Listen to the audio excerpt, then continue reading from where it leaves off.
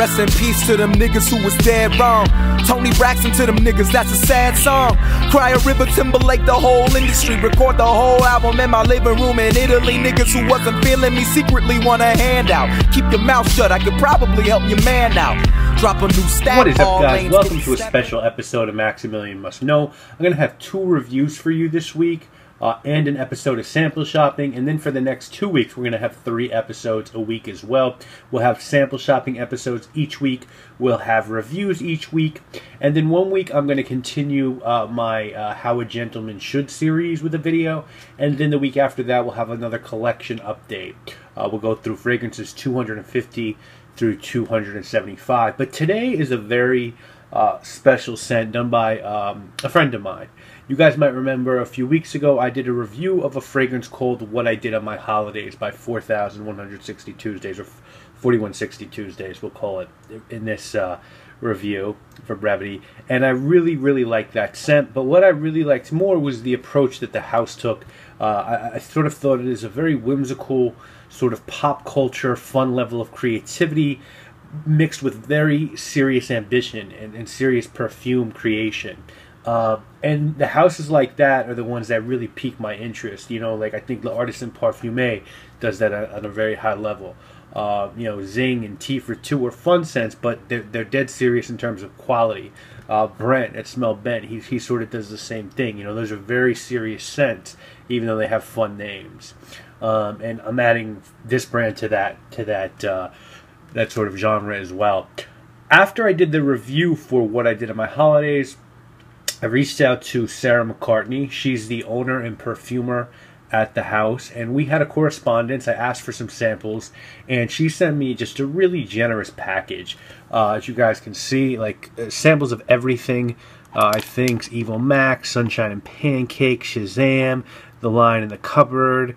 Just really fun and great names to these. I haven't had a chance to go through all of them yet, but I'm going through them slowly, and I'm really liking them. She also sent me a mini of this fragrance, which is called London 1969, which is from her vintage fragrance line. And she sent me a full bottle of, I believe it's a 30 ml. I might be wrong. It might be 50, but I think it's 30. But she sent me a bottle of this guy, and this is called, get ready for it, the Sexiest Scent on the Planet Ever, IMHO, which I think stands for In My Honest Opinion. And I was sort of thinking to myself, gee, why did she send me this one? You know, that's interesting. You know, let's see, what's this about? And I sprayed it on right then and there. Right as soon as I opened the package, I was like, I'm smelling this one first. And guys, I can't even begin to tell you how fantastic this fragrance is. So let's talk about how the fragrance came to be. Sarah went to the Hoxton Hotel Courtyard in 2013 to make a gin garden scent, and she wanted to do that with gin botanicals, and she wanted to have a smooth base to add the botanicals to. For those of you who might not know, gin, which I like to say is vodka for people who have good taste, is basically grain spirit infused with botanicals. And to actually be called gin, you have to have a certain percentage of juniper berry, but then you can use other botanicals to your heart's content. People use vanilla, cardamom, fennel, pepper, ginger, etc. There's so many gins out there now. It's really, that industry has exploded. They even make them here in Brooklyn at an old shipyard, New York gin. But so Sarah wanted to make a fragrance for that, and so she came up with this base. And so many people liked the base as was, they sort of convinced her to just bottle the base.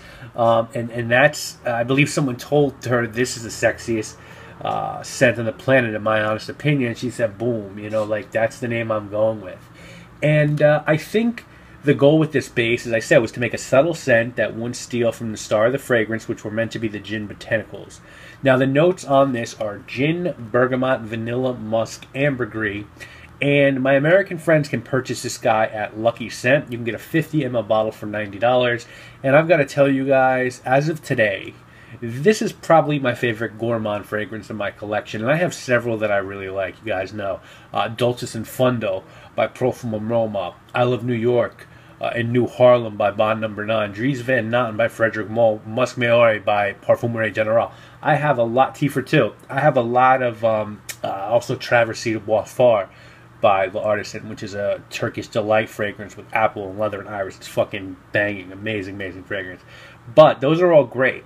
But what I like about this one is because I think this was never meant to be more than a base, it's very understated. You know, too often gourmands can be over the top in their sweetness and in their potency, and sometimes I think subtle is the way to go, especially with gourmands.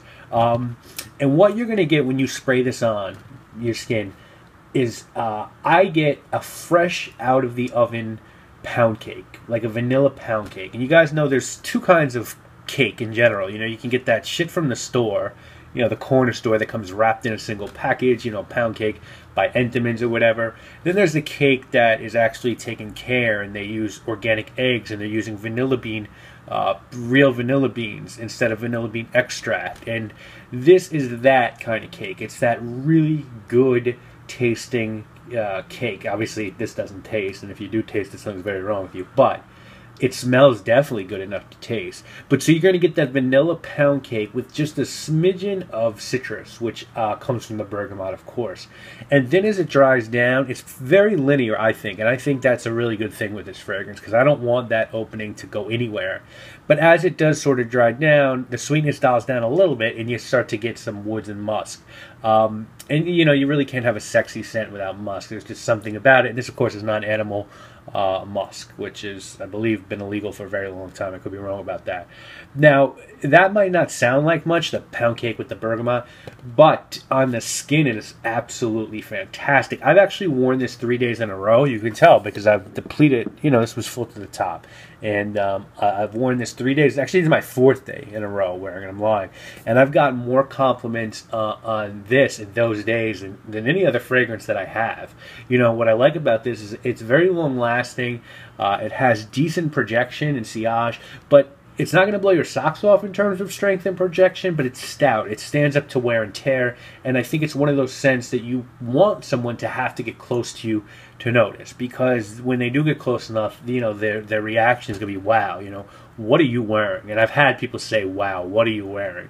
And I've let a few of my buddies at work get their nose on this one, and they both really liked it as well. You know, they're big vanilla guys like me. We like our Tobacco Vanille and our imaginary authors, Memoirs of a Trespasser, and this just, to me, fits right in with those guys. It's just really, really good. I also like the versatility of this scent. It's completely unisex. I think it could be worn in any season.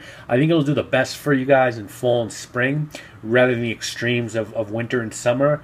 And it's an occasion whore. It's really appropriate anywhere, anytime. Refined enough to wear to work.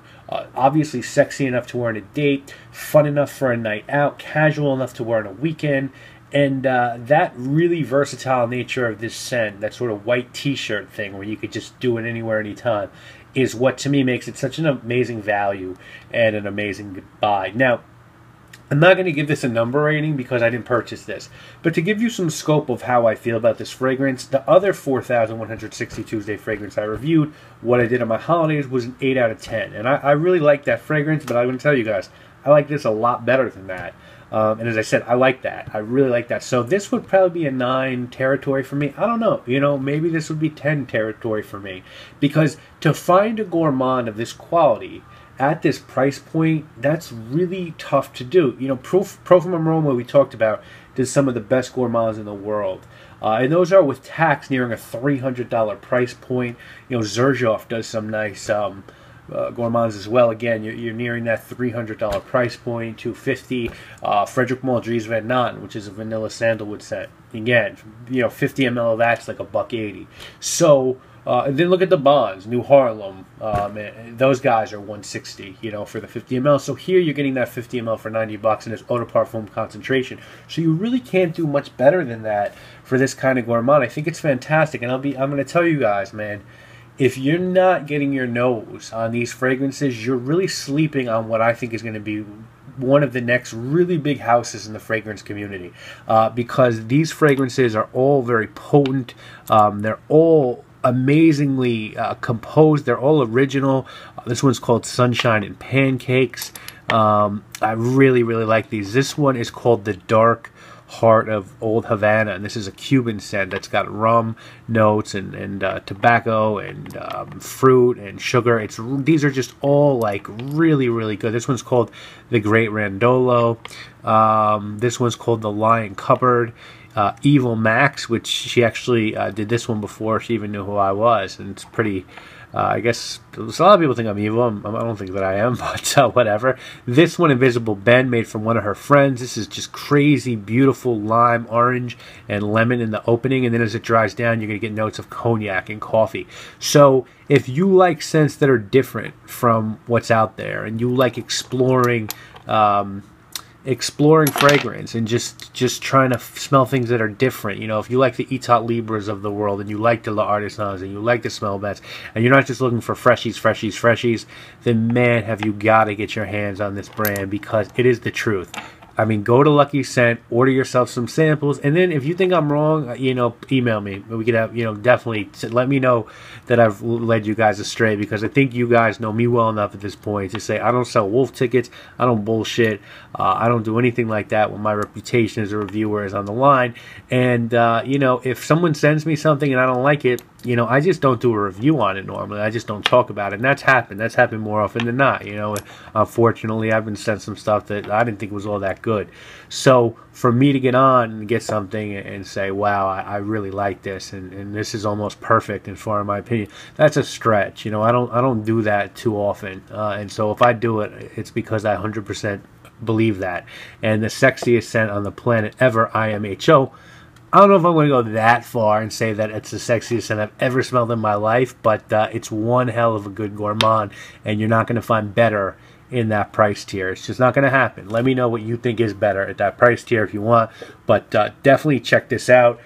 If I were going to say 3 samples, if I were you, I'd get off Lucky Scent. I feel safe enough to tell you guys to blind buy this one, but if you wanted to just get some samples, I'd say definitely get a sample of this. Definitely get a sample of the Dark Old Havana, and I'd say either get a sample of Sunshine and Pancakes, or I really like what I did on my holidays, because to get a beachy gourmand, again, that's just so different from anything else out there. So definitely check this out. Please feel free to email me if you have any questions. Check my blog out at maxmno@gmail.com. Check out 4160 Tuesdays website, which I'll link to in the description. And I'll see you guys later this week for sample shopping, and then I'll see you at the end of the week for another review. Thank you all so much for watching. Thank you, Sarah, for the wonderful package, and I'll talk to you guys again. I'm Maximilian.